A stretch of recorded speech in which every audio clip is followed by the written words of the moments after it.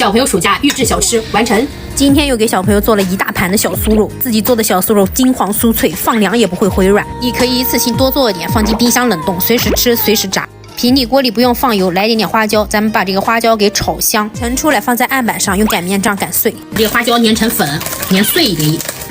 这个花椒加进去能够去腥，还能够增香。咱们正宗的小酥肉都是加点花椒，对不对？你不用担心这个花椒一点都不会有那种辣的口味，只会增加一种风味，麻麻的、香香的，小朋友也可以吃的。当然，你要不想加也可以，你可以加入那个花椒粉。擀碎之后放在旁边备用。接着咱们来处理肉，我用的是五花肉，稍微有一点点肥的，你也可以用全部都是瘦肉，我觉得带肥一点的会更好吃。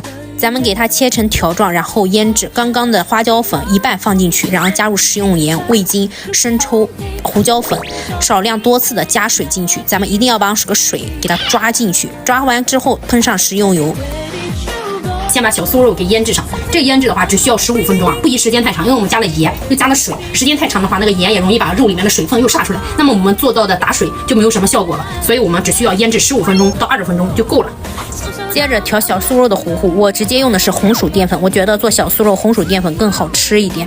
盆里倒入红薯淀粉，来点食用盐增加底味，再将之前的花椒粉全部就加进去，再来点泡打粉。不愿意加泡打粉的姐妹，你可以把泡打粉和清水换成啤酒。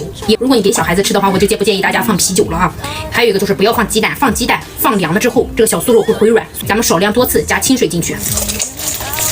搅拌均匀，咱们整个糊糊的状态是筷子提上去是一条线，不拉断。最后再来点食用油，这样呢炸出来又酥脆，颜色也好看。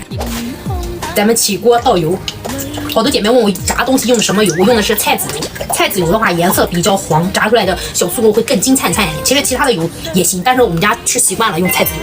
咱们炸东西油温非常的重要，我天天都说的是6成热，你下筷子冒小气泡，这就是6成热，咱们就可以把小酥肉放进去了。放进去之后千万不要动它，给它炸至定型。炸定型之后用网抄抄一下，它就不粘了。然后我们给它炸至金黄，就可以给它捞出来了。全程中火炸，不要火太大，因为6成热下进去炸，它第一不脱糊，第二它不吸油。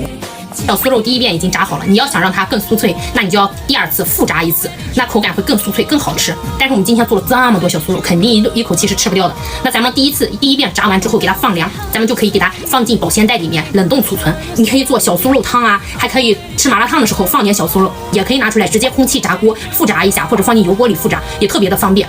咱们2次复炸的时候，一定要油温升得高高的，冒烟，全程大火放入小酥肉，炸个30秒钟，这样炸出来的小酥肉特别的酥。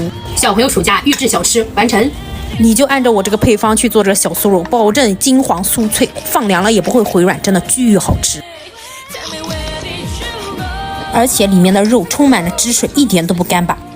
我做的小酥肉真的超级好吃，一点都不干巴，汁水满满，而且特别脆。我可以拍胸脯保证，真的是放凉它也不会回软的那种，好吃！你们赶紧给小朋友做起来。